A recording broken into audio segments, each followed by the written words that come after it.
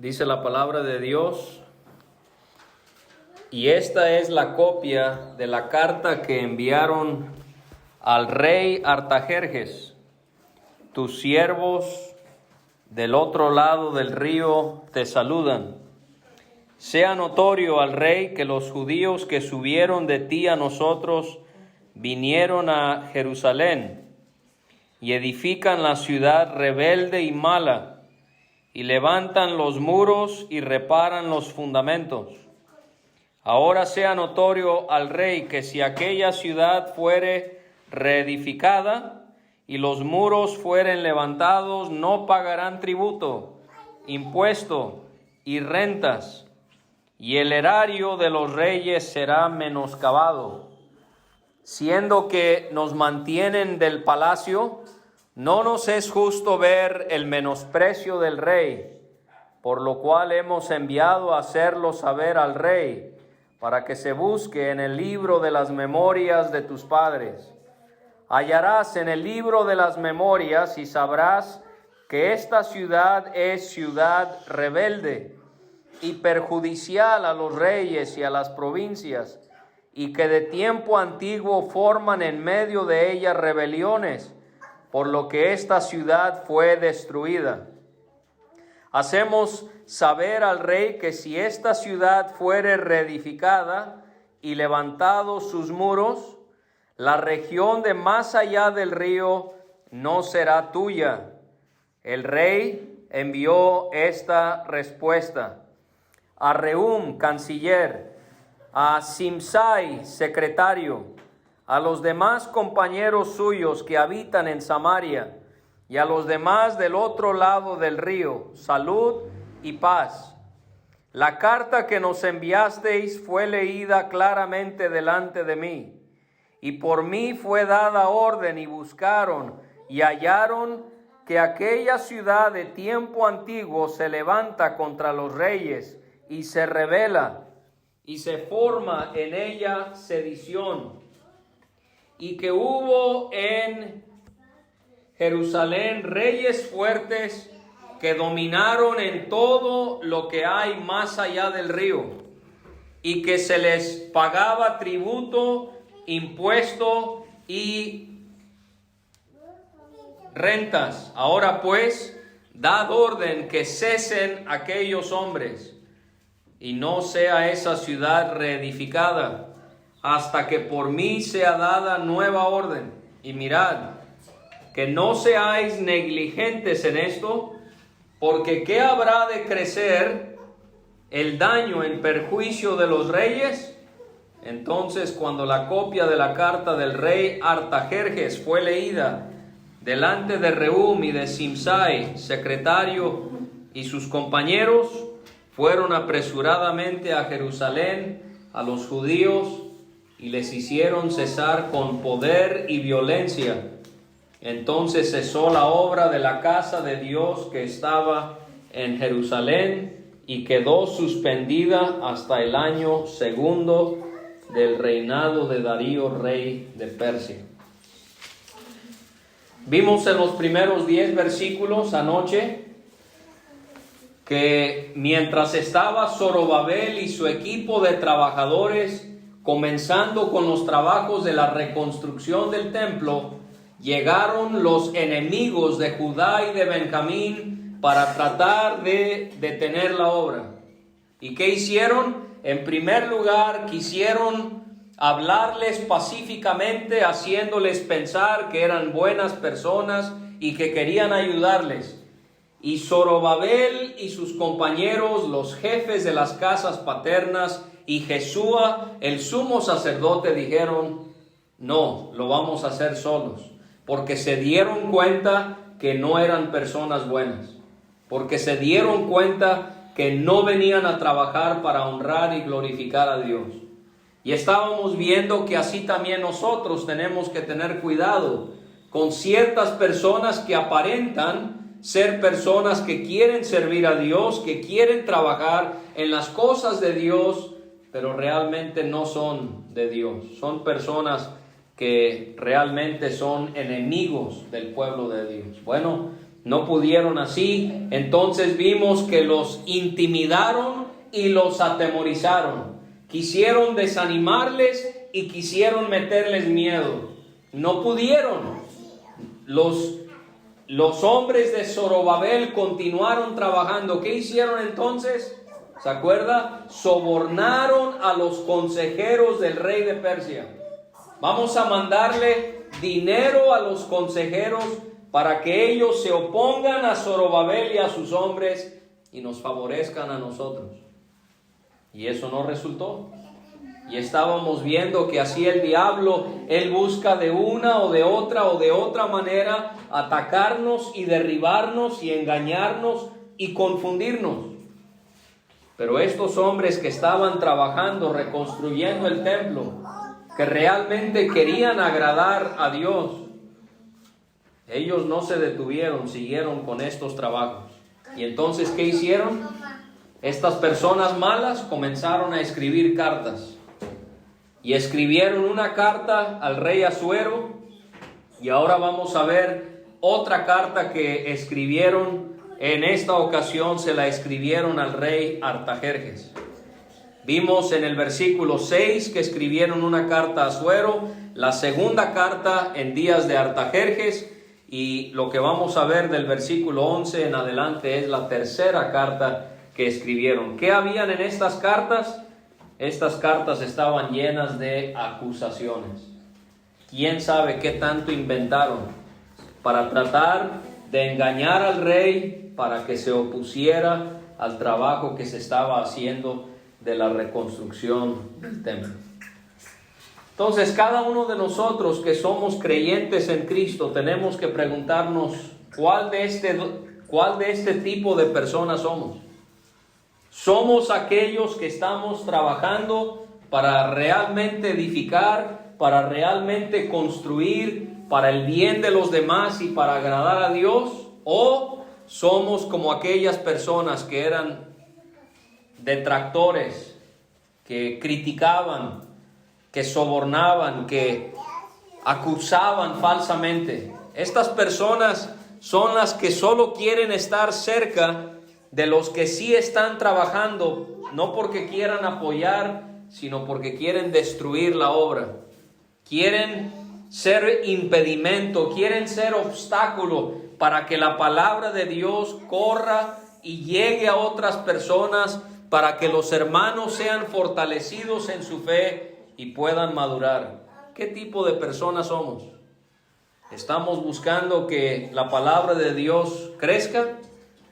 ¿O pudiésemos a veces comportarnos para que más bien el evangelio de Dios sea detenido, sea uno de obstáculo?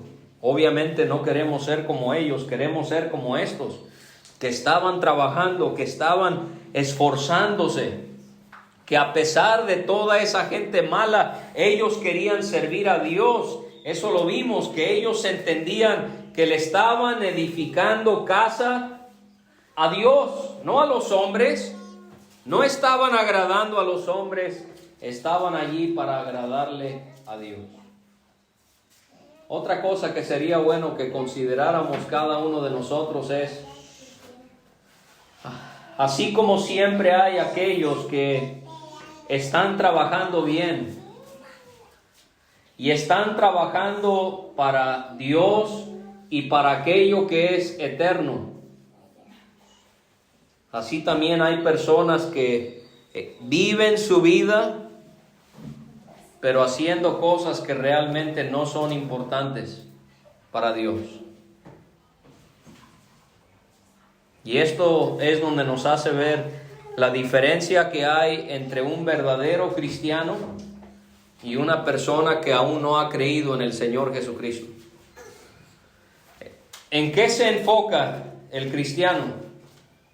En hacer cosas que le son agradables a Dios.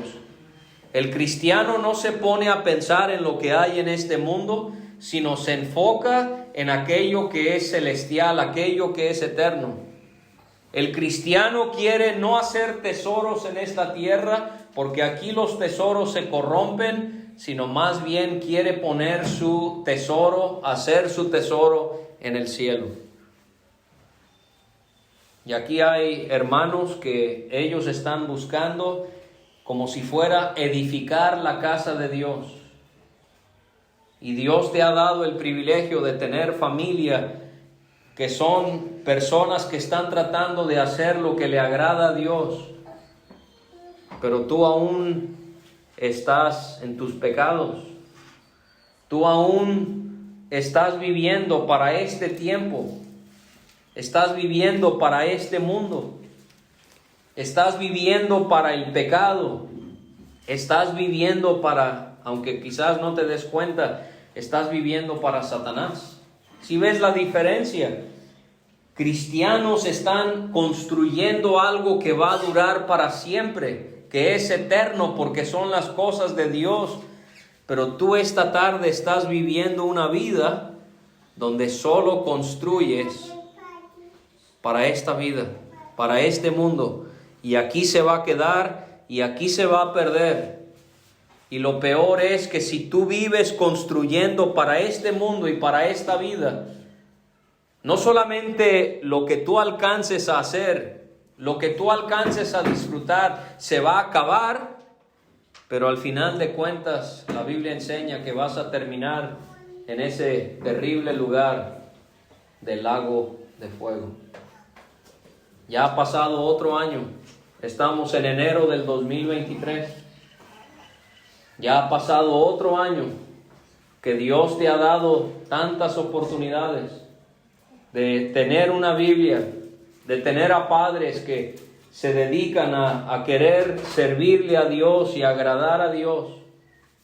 Y todavía no eres salvo. Todavía estás en tus pecados. Todavía estás sin Cristo, sin Dios y sin esperanza. ¿Cuándo será que tú puedas humillarte delante de Dios y decir, basta, yo ya no quiero vivir construyendo para esta vida? ¿Qué me puede dar esta vida? Puro placer falso, placer que solo lo tenemos pero por un momento. Y peor aún, estos placeres me van a hacer perderme eternamente en las llamas del infierno. No vale la pena. Por eso Jesús pregunta en Marcos 8:36, ¿qué aprovechará al hombre si ganare todo el mundo y perdiere su alma? Valora tu alma. Valora tu alma al refugiarte en Cristo, quien es el único que puede salvarte. Ve a la cruz esta tarde, por fe, ve a la cruz, corre al Cristo que murió en esa cruz y dile que estás cansado de vivir para esta vida, que tú quieres comenzar una nueva vida que sea para el cielo, que sea una vida que sea para la eternidad y que solamente tú, Cristo, moriste por mí. Que solamente tú, Cristo, resucitaste por mí.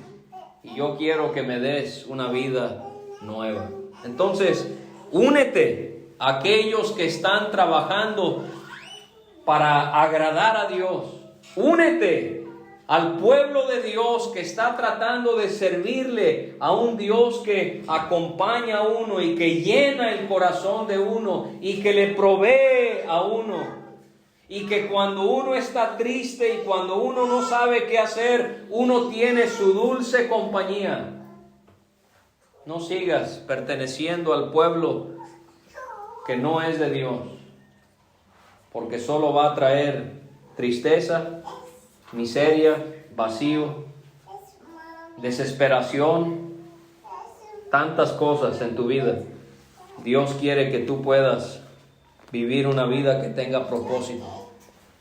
Dios quiere que tú tengas una vida donde tú le estés sirviendo a Él, donde no estés perdiendo el tiempo viendo esto, yendo para acá, tratando de comprar lo que no, sino buscar vivir una vida que realmente vale la pena vivir. ¿Cuál es? Una vida en Cristo Jesús. Una vida donde uno está perteneciendo al templo de Dios, donde uno está construyendo como si fuera con estos hombres, Zorobabel y su equipo, tratando de construir algo que sea para la gloria y honra de Dios. Y esto es algo que Dios nos llama a hacer a todos los cristianos, poder edificar. Y así como ustedes mayormente se dedican a la construcción en un sentido físico, en un sentido espiritual, Dios quiere que todos seamos albañiles, que todos seamos constructores.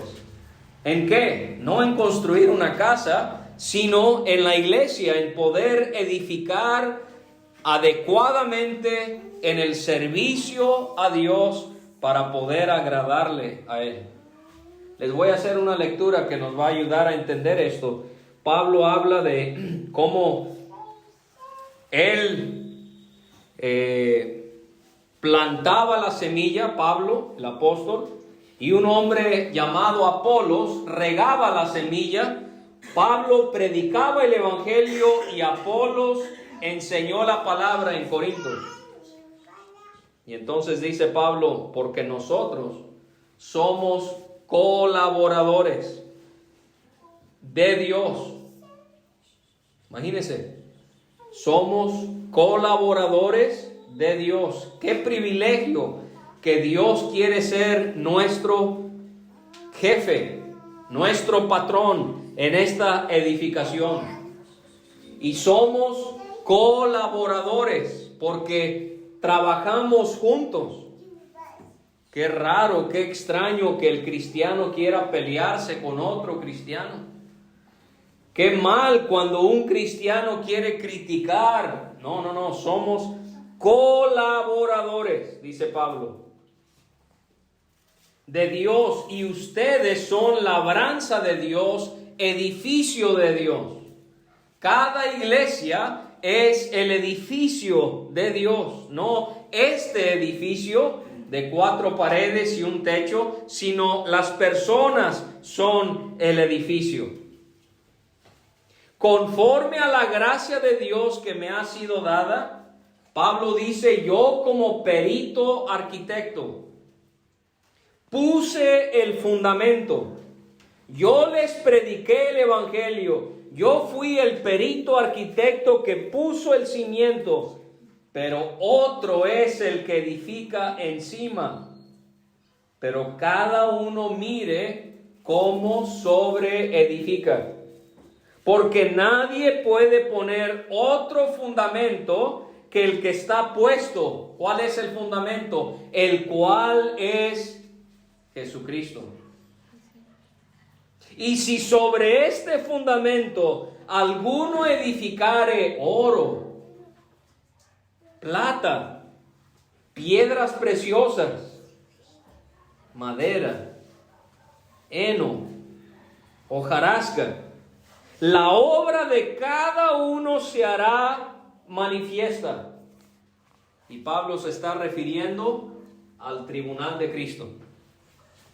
Cuando nuestras obras van a ser manifestadas, porque el día la declarará, pues por el fuego será revelada, y la obra de cada uno cual sea, el fuego la probará. O sea que como si fuera en el tribunal de Cristo, el fuego de Dios va a revelar cómo yo edifiqué en la congregación. Porque el fuego es el mejor elemento que prueba las cosas. Si es un buen material, ¿qué le hace el fuego? Ahí sigue. Lo purifica, pero permanece. Pero si es un material malo, ¿qué le va a hacer el fuego? Lo consume y desaparece. Y eso es lo que está diciendo Pablo. Si permaneciere la obra de alguno que sobreedificó, recibirá recompensa. Si la obra de alguno se quemare, él sufrirá pérdida. Si bien él mismo será salvo, aunque así como por fuego.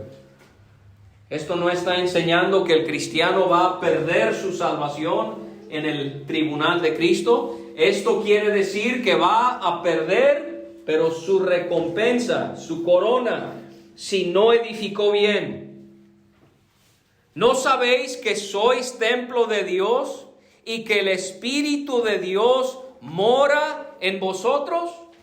Si alguno destruyere el templo de Dios, Dios le destruirá a él, porque el templo de Dios, el cual sois vosotros, santo es. Entonces, hermanos, ahí vemos cómo Dios quiere que como cristianos edifiquemos, no destruyamos, no seamos como esa gente mala que nomás quería meterse ahí y estar causando problemas para que Zorobabel y los demás no pudieran trabajar bien.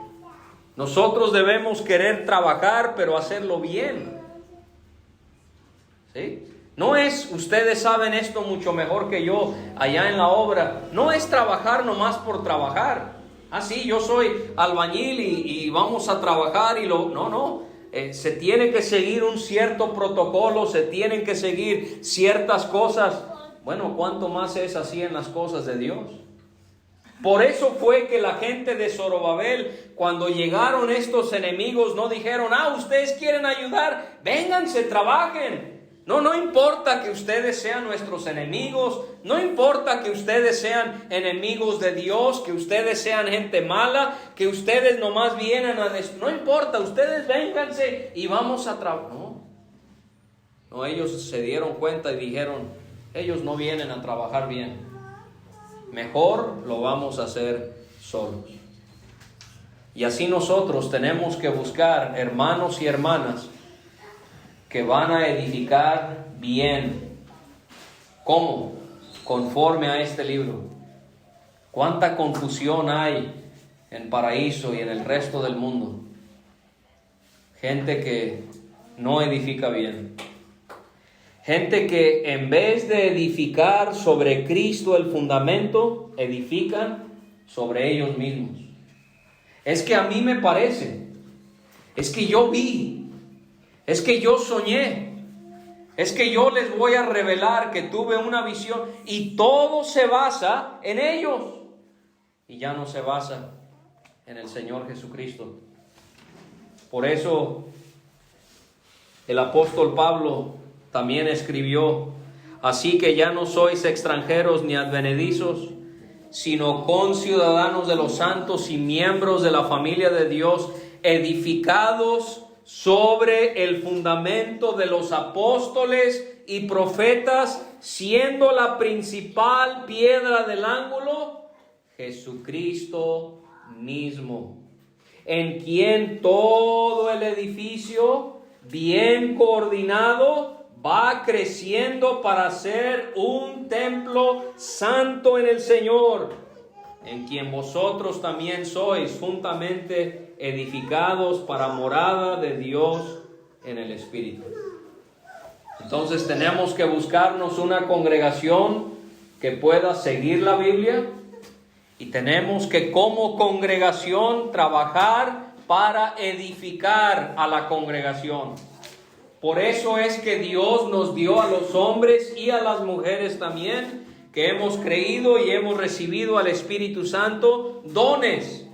Por ejemplo, Pablo dice acerca de Cristo, Él mismo constituyó a unos apóstoles, a otros profetas, a otros evangelistas, a otros pastores y maestros, a fin de perfeccionar a los santos para la obra del ministerio, para la edificación del cuerpo de Cristo, hasta que todos lleguemos a la unidad de la fe y del conocimiento del Hijo de Dios, a un varón perfecto a la medida de la estatura de la plenitud de Cristo.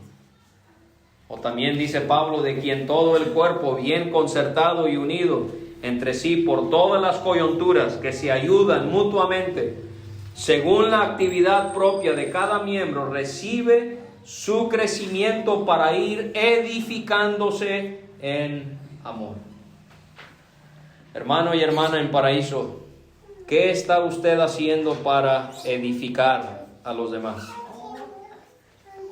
Tenemos que buscar nuestro don Tenemos que buscar nuestro rol, nuestra responsabilidad y poder utilizarlo, poder emplearlo para que el cuerpo de Cristo, que es el templo de Dios, que es el edificio de Dios, pueda ser edificado.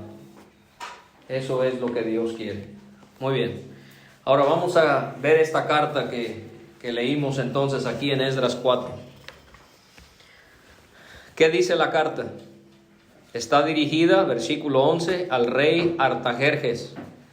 El hermano Eduardo preguntaba anoche si Artajerjes y Asuero son la misma persona. Y a veces hay cosas en la historia que no podemos estar seguros. Algunos historiadores piensan que sí es el mismo, otros piensan que no es. Pero sea como fuere, la carta está dirigida al rey Artajerjes. Él es el rey de Persia. Ya había sido el rey Ciro, ya había sido el rey Asuero, si no es este mismo hombre, ahora el rey es Artajerjes. Tus siervos del otro lado del río te saludan. Cuando él habla del río aquí, busque usted en un mapa, se está refiriendo al río Éufrates. Tus siervos del otro lado del río te saludan. Y le dicen, sea notorio al rey que los judíos que subieron de ti a nosotros vinieron a Jerusalén y están edificando la ciudad rebelde y mala, y levantan los muros y reparan los fundamentos. Fíjese cómo es que estas personas están haciendo otra falsa acusación, porque están diciendo que Jerusalén es una ciudad mala. ¿Estaban haciendo cosas malas en Jerusalén? No, estaban trabajando, construyendo un edificio para su Dios. ¿Qué tenía de malo? Pero así somos cuando estamos acusando falsamente a los demás. Versículo 13. Ahora sea notorio al rey que si aquella ciudad fuere reedificada y los muros fueran levantados, no pagarán tributo, impuesto y rentas. Aquí hay otra falsa acusación. Estas personas dijeron que Zorobabel y sus trabajadores, si construían otra vez el templo, no le iban a pagar al rey tributo. Tributo es el dinero que le pagan un pueblo a un gobierno que los está dominando, como una señal de su sometimiento a ellos. Y los persas, por castigo de Dios, estaba dominando al pueblo de Dios de Israel. Impuesto y rentas es casi lo mismo. Se parece mucho a lo que es el tributo. Y amenazan y asustan al rey y le dicen, si tú no paras esa obra, los judíos ya no te van a pagar el tributo. Le dijeron al rey al final del 13, el erario. ¿Qué es el erario? Es el tesoro del reino, son las entradas monetarias que percibe un gobierno. El erario será menoscabado. Menoscabado es disminuir, es quitar, es reducir, es acortar. Rey Artajerjes, si ellos construyen su templo, ellos no te van a pagar impuestos. Eso era falso también. ¿Cuándo habían dicho Zorobabel y sus compañeros que no iban a pagar impuestos? No lo habían dicho. Es falso, es mentira. Y se hacen otra vez pasar estas personas por ser gente muy buena. Les dice en el versículo 14, bueno, como ustedes también nos mantienen a nosotros, pues nosotros sentimos responsabilidad de hacerles ver lo que están haciendo otros que también ustedes mantienen. Pura falsedad, era puro engaño. No le importaba realmente a esta gente, a estos enemigos de Judá y de Benjamín, ¿Qué le hacían al rey? No les importaba. Ellos lo que no querían era que construyeran otra vez la ciudad de Jerusalén. No nos es justo ver el menosprecio del rey, por lo cual hemos enviado a hacerlo saber al rey. Y le dicen al rey en la carta, busquen en el libro de las memorias. El libro de las memorias era como el libro de historia. Mira, rey, busca en el libro de las memorias, y tú en ese libro de memorias vas a encontrar que esta ciudad es rebelde y perjudicial a los reyes y a las provincias, y que de tiempo antiguo forman en medio de ella rebeliones, por lo que esta ciudad fue destruida. Pero si se fija lo que querían hacer, se fueron hasta el pasado. Ya no eran rebeldes, pero querían confundir al rey hablándole con la verdad, pero también a la vez era mentira. Y esto no debe ser. No debemos hablar la verdad a medias. O es verdad o es mentira. Y le dicen al rey, mira, esta gente se te va a rebelar. Ellos ya han sido rebeldes. Y le dicen al rey, hacemos saber al rey que si esta ciudad fuere reedificada y levantados sus muros, la región de más allá del río Éufrates, no será tuya. ¿Sí ve cómo están llenando de miedo al rey?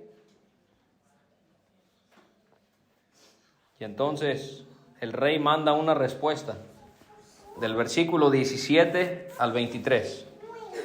¿Qué dice el rey? La carta está dirigida a Rehum, el canciller. ¿Se acuerdan? Canciller es comandante o señor. Simsai, el secretario. Secretario también es escriba. Él es el que habrá escrito las cartas al canciller. La carta está dirigida a los demás compañeros suyos que habitan en Samaria y a los demás del otro lado del río. Salud y paz. Les dicen que la carta que le habían enviado había sido leída claramente delante de él. Y ahora él va a dar la orden. Y por mí fue dada orden y buscaron, que habían ido al libro de las memorias. ¿Y qué habían encontrado en ese libro de las memorias? Hallaron que aquella ciudad, Jerusalén, de tiempo antiguo se levanta contra los reyes y se rebela. Y se forma en ella sedición. Sedición es oponerse al gobierno. Bueno, sí había sucedido. Joacim y Sedequías, estos dos reyes, habían buscado rebelarse ante la autoridad de los babilonios. Y que hubo en Jerusalén reyes fuertes que dominaron en todo lo que hay más allá del río, y que se les pagaba tributo, impuesto y rentas. Quizás se está refiriendo a David, el rey, porque él había conquistado. El hermano Eduardo mencionaba anoche a David no perdiendo ni una sola batalla. David pudo conquistar pueblos, y dice 2 de Samuel 8, derrotó David a Hadadezer, hijo de Rehob, rey de Soba, al ir a recuperar su territorio al río Éufrates. Israel iba agrandando el territorio que Dios les había dado. Lo mismo sucedió con Salomón. David no perdió ninguna batalla. Salomón no peleó ninguna batalla. Durante el tiempo de Salomón solo hubo paz. Dice 1 de Reyes 4 de Salomón, señoreaba sobre todos los reinos desde el Éufrates hasta la tierra de los filisteos y el límite con Egipto, y traían presentes y sirvieron a Salomón todos los días que vivió. Y a eso se está refiriendo el rey, cómo dominaron en todo lo que hay más allá del río. Y aquí va la orden del rey Artajerjes. ¿Qué va a decir el rey?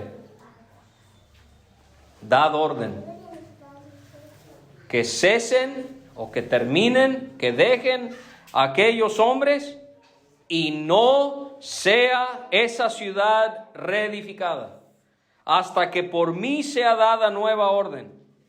Y miren que no sean negligentes en esto, ¿Por qué habrá de crecer el daño en perjuicio de los reyes? Y entonces mandan la carta a Judá. Y esta carta es leída delante de Rehum y de Simsai, secretario, y sus compañeros.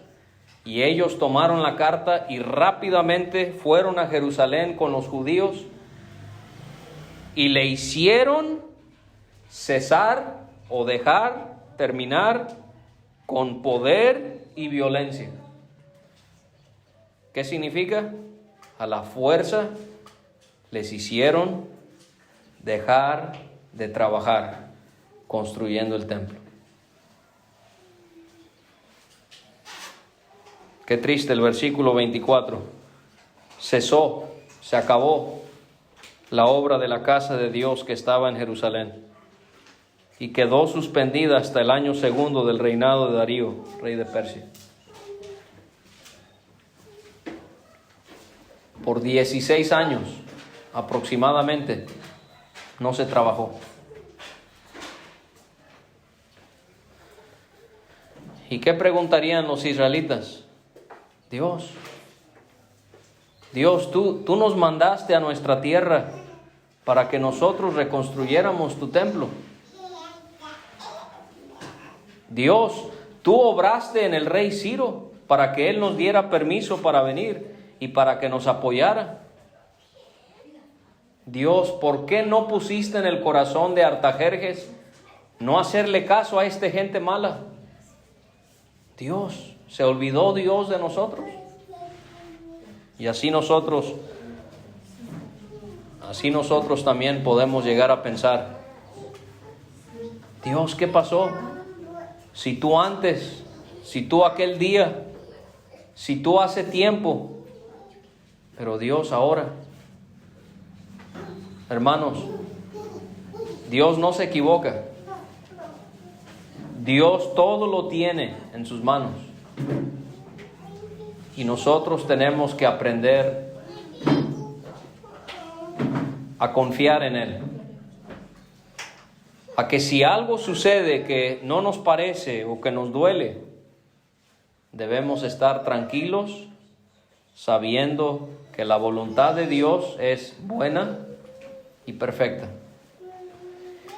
Y si la obra de la reconstrucción del templo fue detenida por 16 años, sabiendo que eso iba a dolerle a Israel y le iba a desanimar, Él sabía todo eso y Él lo permitió por un propósito.